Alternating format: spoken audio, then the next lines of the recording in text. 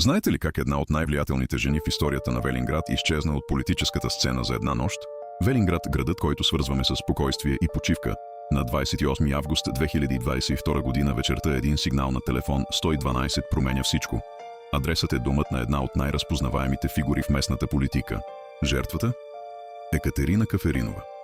Дългогодишна общинска съветничка с мандати още от 1995 година и заместник-председател на Общинския съвет.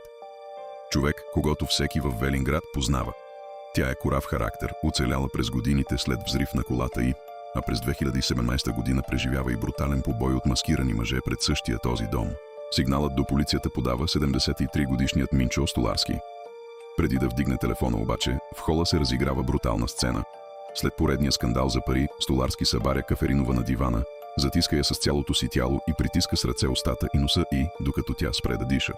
Едва когато тя издъхва под голите му ръце, той решава да се предаде. Той не бяга. Остава на място и чака органите на реда. Тук започват въпросите. Кой е той? Кметът на града Костадин Коев заявява пред камерите на БНТ нещо, което смразява всички. Не го познавам.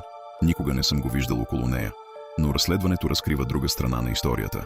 Оказва се, че Столарски е брат на влиятелен местен бизнесмен и между него и жертвата е имало дългогодишни интимни отношения и сериозни финансови обвързаности. Според обвинението, в деня на убийството избухва скандал. Не за политика, а за неуредени пари и имоти. Спорът ескалира бързо и завършва фатално – умишлено убийство чрез удушаване. Чак по-късно в съдебната зала става ясно, че конфликтът е за колосална сума пари, която той е претендирал, че му се дължи. В съдебната зала Столарски твърди, че не е планирал нищо, а е действал в състояние на силен афект.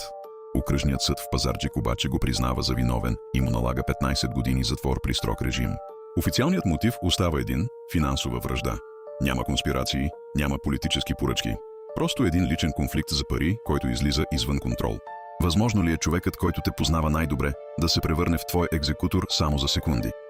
И справедливо ли е 15 години затвор да тежат колкото един живот, прекъснат в момент на ярост от най-близкия ти човек?